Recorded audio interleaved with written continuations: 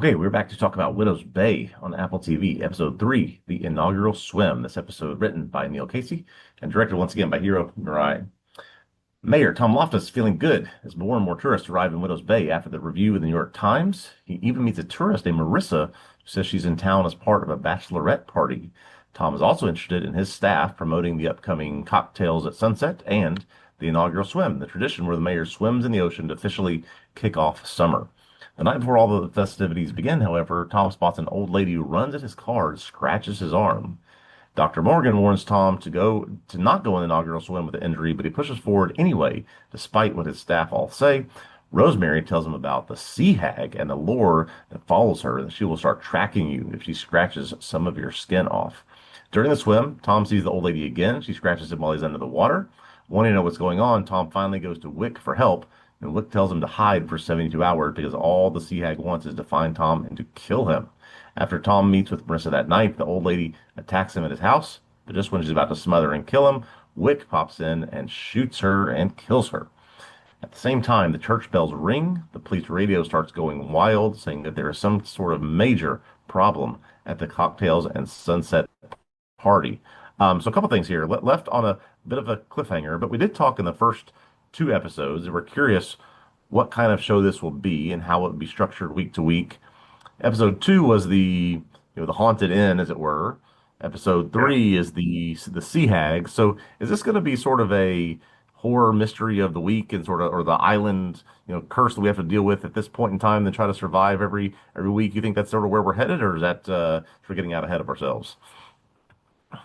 I did have basically the same thought, and I was struggling a little bit about how I wanted to put it, which I think you were too just now, right? I think I landed on horror premise of the week or horror Yeah, trope of the week or something like right. that. Um, because I do get the feeling that that's what we're going to get here in terms of the structure of the show. Although there is also a developing plot underneath that we'll talk about Yes. for sure here in a moment.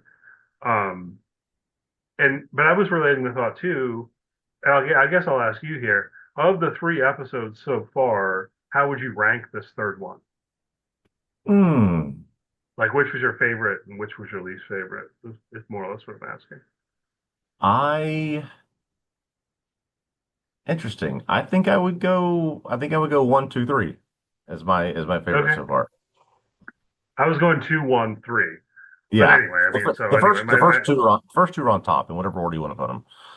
yeah, my starting point was just this feeling in watching this week's episode that I didn't enjoy it quite as much as last week. It was still good, but I was putting those two things together as I was thinking about it. I guess where okay, well, if it meaningfully is going to be along these lines of Yeah. a monster of the week or horror premise of the week or what have you, then of course some are going to land better than others. Maybe in part because it lands better for me when we're talking about haunted inn with quirky board games Yeah. than when we're talking about Sea Hag who scratches you, right? I mean, it just maybe that's a big part of it. But I did enjoy this episode, and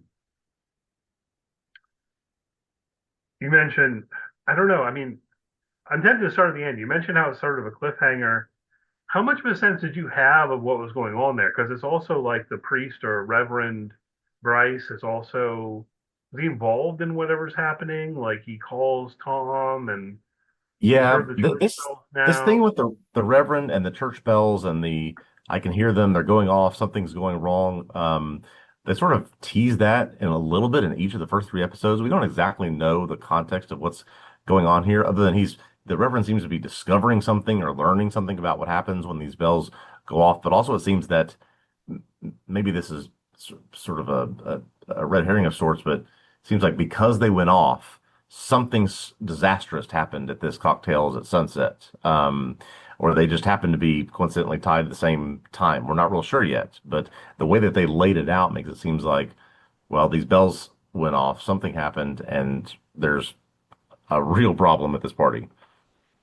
Yeah, I mean, I almost wondered if Reverend Bryce did something extreme. Like, did he set the church on fire or something? I don't know. I Yeah. presume, and this is where we were just talking about it being a kind of, you know, island curse of the week sort of thing.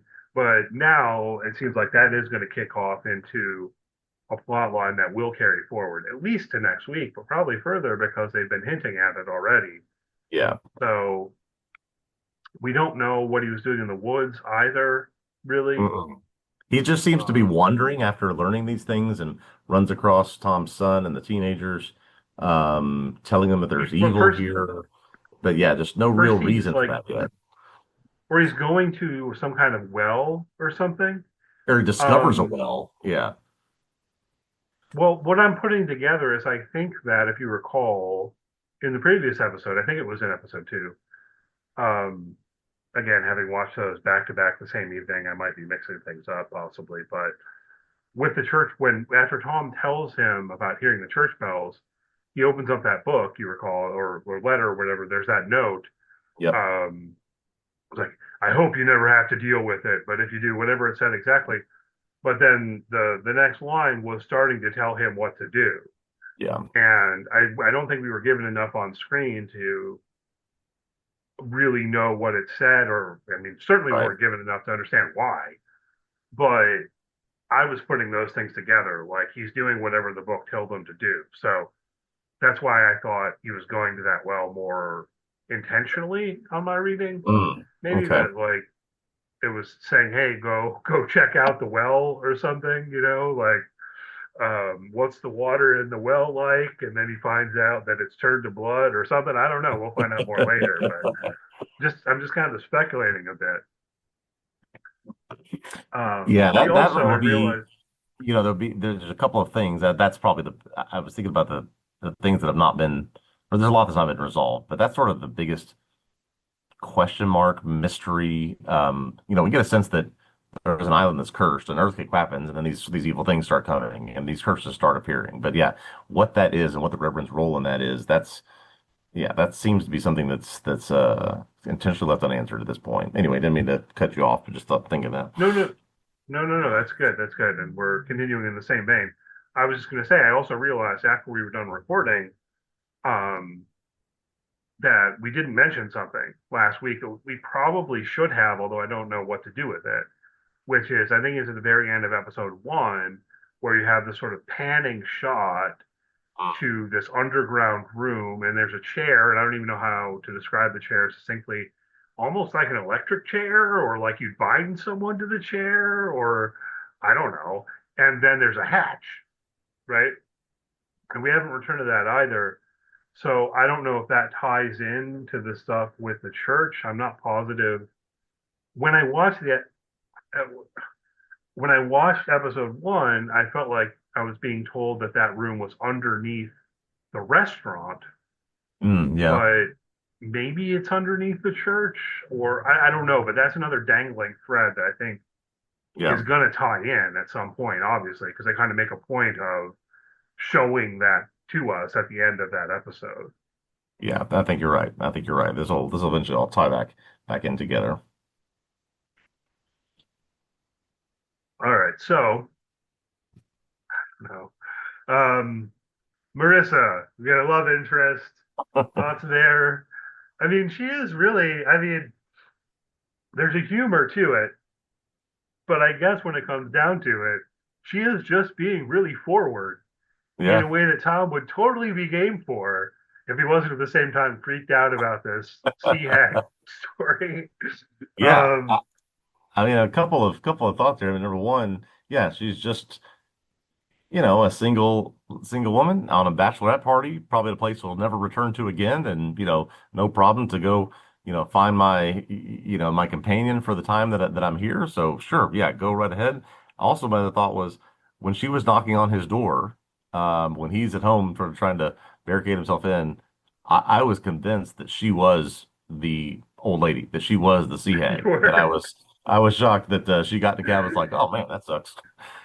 the show tricked you into the paranoia that Tom was Yeah. experiencing himself. I mean, that's great. That's actually like brilliant TV making, right? That I have to admit, I was myself a little bit unsure, but then of course they break the tension Yeah. by showing her outside, going back to the taxi, and being really embarrassed to her friend Yeah. who's in the cab.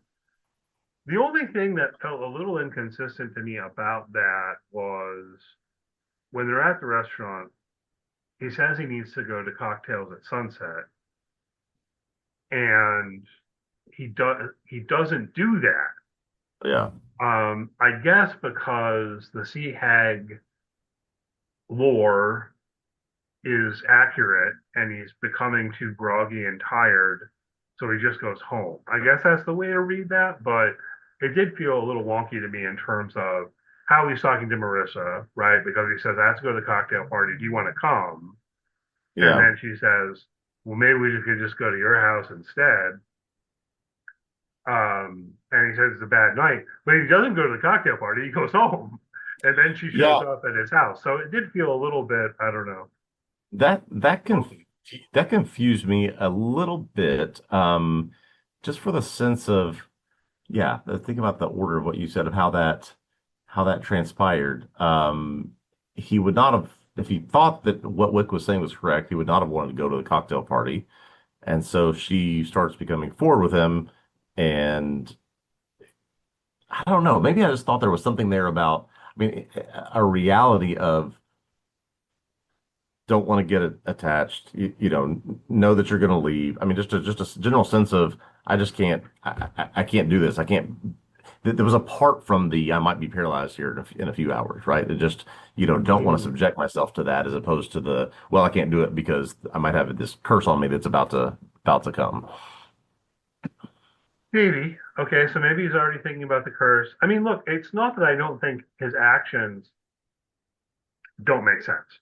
Yeah, It's just it kind of ended up feeling to me like it would have made more sense if in the scene when they're at the diner, he'd said something like, "Oh man, I'm just really worn out." But he didn't say anything like that.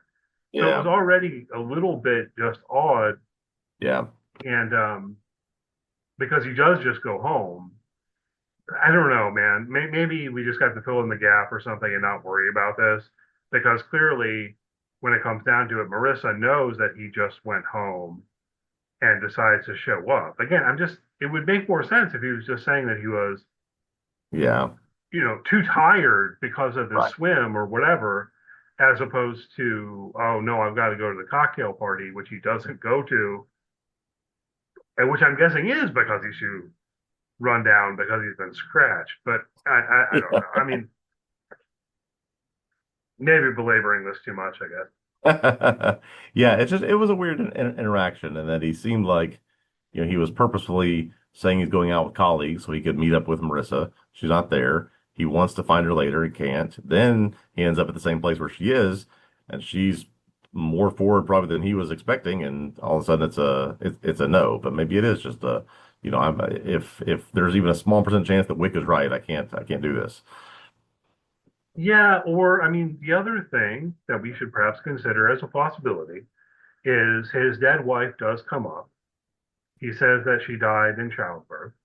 Yeah, And we don't know if he's had any romantic relationship since then. exactly, I mean, exactly. you might guess his kid's like, almost 18 years old or whatever, but maybe not, you know what I mean? So Um, there could be in relation to that kind of situation of having lost the woman you love and thus not pursuing other love, other romance or whatever. That could be a factor potentially. It could be feeding into yeah. him saying no when he has the opportunity, but I don't know. I think Regardless, I was listening to another, I think it was on another podcast or something I read. Anyway, they were talking about the idea that, um, what is it he or his son that were born on the island? His son was born on the island, yeah, right? his son was born on the island and No Tom matter how much he wasn't. may want to, he can't. Yeah, right. Tom wasn't. Son was. He, as much as he may want to, he can't leave the island. So why get attached to things that are off the island, right? Yeah. I mean, I can't just go and leave my son there. I'm too worried about what actually is happening there. I can't bring him with me. And so what's the point? I'm just going to try to bring everybody here and make this a destination, but, in the way that he could have not take advantage of it. Yeah, it's the thing though. Like with regard to Marissa though, it's not like, um, you know, after one night, it's like, hey, let's get married and move back to Yeah. the Yeah. mainland with me. Oh, it's going to be a one night stand. Why wouldn't you want to go for? I mean, so Yeah. we've hit on the reasons though, and I mean, I think the primary one is because the sea hag is real, or this stuff is real, and because he's been scratched, one, he's got the fear niggling in his mind about Yeah. the sea hag attacking him, but two, he actually is starting to feel too groggy and tired as he's been told he will, right? Yes. That you're Yes. going to get so run down you won't hardly even be able to move. And we see that Right. happening to him. So I do think, I mean, all of that makes sense at that level. Just the way that the dialogue between them goes feels a little weird. And then he skips the cocktail party, Mm-hmm. which he'd been making a big deal about. Yep. So of course his coworkers are mad at him and so on. And we don't know exactly what went down there. We'll pick up with that next week, I Yeah. guess. But Are you enjoying his coworkers as much as I am? I find that in terms of the humor of the show, I think just one of the best parts. This collection of people, Katie Dippold, who wrote on Parks and Rec and these other comedies, I think just done a good job of assembling another group of people. I think that are just just hilarious to interact with Tom. yeah, they're great. And I hope that Jeff Hiller's character gets to do more. So I'm a fan of Yeah. Emmy Award winner Jeff Hiller from somebody somewhere else there. But yeah, like he's been good so far, but he hasn't. I feel like he hasn't gotten a lot to work with Yeah. yet. Where Yeah. maybe some of the other characters in the office have gotten a little bit more to work with there. Um, let's jump to the other kind of main thing, at least in my mind.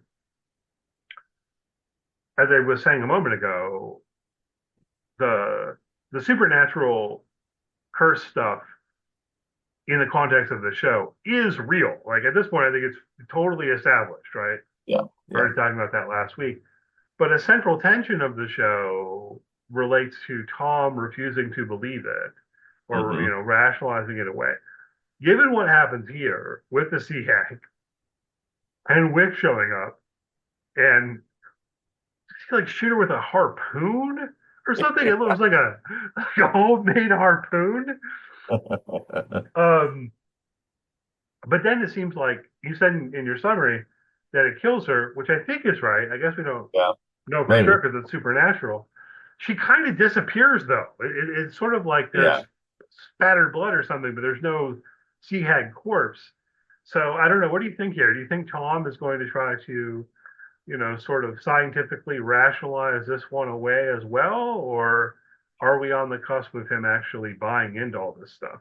Yeah, it is interesting when you think about it in the context of there's no body left to, use as evidence. It basically turned into like muck and dirt. That is what it was when it got shot. And so maybe these are things that you survive them, you destroy them, you get past them during this round of the curse, and they can come back in the next time or whatever. Again, I'm thinking about this in terms of what we talked about last week, these Stephen King influences and, just coming Yeah, off of Welcome to Derry, where every 27 years this thing comes back and you can expect certain things and it's going to grab the children and it's going to cause this devastation. And, you could do your best, but 27 years later, it's going to come again. And so, sort of those types of influences. So I think the Sea Hag is gone for this round of the curse, but the next round, I think, we just don't know at this point. But to the point about Tom, I think he becomes a believer sooner rather than later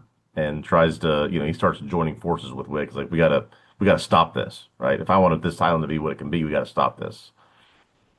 I think so. I think maybe. I'm curious. I'm curious because Yeah, I think I don't even know should it go that way or not because again I do feel like a central aspect of the humor so far has yeah, related to Tom's refusal to believe this stuff that yeah, we're increasingly being told is actually real. You know what I mean? So if he does shift gears and get on board, then that would alter the chemistry or the dynamics of the show in a certain way. On the other hand, for him to rationalize it, what would he say? He'd been thinking it was some random homeless woman that he contacts the sheriff about. yeah, He gets sucked into the belief that it is the sea hag, and he's paranoid about it to where he makes Marissa go away and yeah, so on. But then it seems like he should believe that the sea hag was real. I'm just curious, is when we get to next episode, is he going to say, oh, well, because I got a scratch, it got infected when I went on a swim and I hallucinated or something like that? Mm-hmm. Mm-hmm. Yep. And I went Right? underwater and I hit my leg on the rock in the in the ocean. It wasn't an actual another scratch. Yeah. I mean, again, with a lack of evidence, you could certainly see Tom go that direction. Yeah. So at the same time, then though, you do have the stuff with the Reverend and the bell and whatever's going down. So yeah, I mean, mostly curious about that. Any further thoughts on the inaugural swim? I mean, again, it's just another kind of funny thing, like he almost says that the mayor has to go do the inaugural swim to prove that you're not going to die in the ocean or something. They like kind of holds back on that a little bit. Yeah, I don't know. Any other thoughts about that Yeah, bit no, too? this is just a great, I think things like this actually exist in these small towns and these little beach environments and culture like that. I think these things do exist. But yeah, I keep being mesmerized by maybe it's the range, but with Matthew Reese could do these things, right? Yeah, he can do the serious, he can do the funny, and then just do the absurd as well. And these things that just wide range is just very impressive. Yeah, agreed.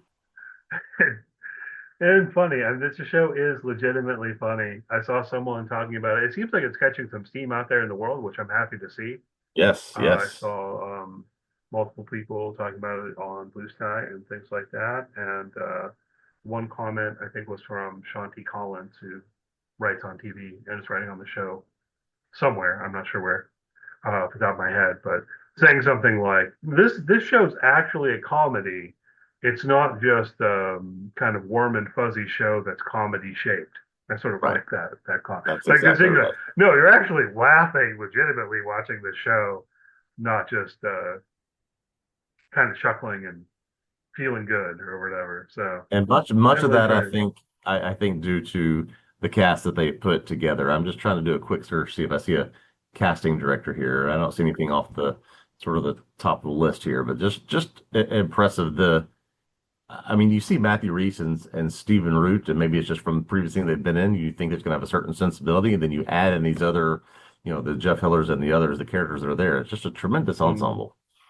yeah, Toby Huss. I mean, and other names I'd have to refresh my memory on, but it's definitely a great cast and been enjoying it a lot. All right. Anything else you want to hit on with this episode before we wrap up? No, no, this is great. Strong episode. We still have seven more to go, man. So this is exciting. Yeah, I'm really glad we decided to do the show because I'm enjoying it. And it's distinctive in a way too. Like I'm imagining anyone who's listening's already watched the show, but if somehow you haven't, you're just like listening to people talk about shows you haven't seen. I do really recommend this one because it's got that. It's just everything about it just feels really distinctive to me in a way that stands out. The sort of excuse me, sort of absurdity of it, the way it really is, horror comedy, and so on and so forth. So Yeah, yeah. yeah. All right. Well, so thanks everyone for listening. If you're on the main podcast, we're going to continue on to talk about the surprise drop episode of The Bear. If you're on the YouTube channel, please do like and subscribe to our YouTube channel. Greatly appreciate it. And as for that Bear episode, we'll also be putting up a YouTube on that, so you can keep an eye out for that.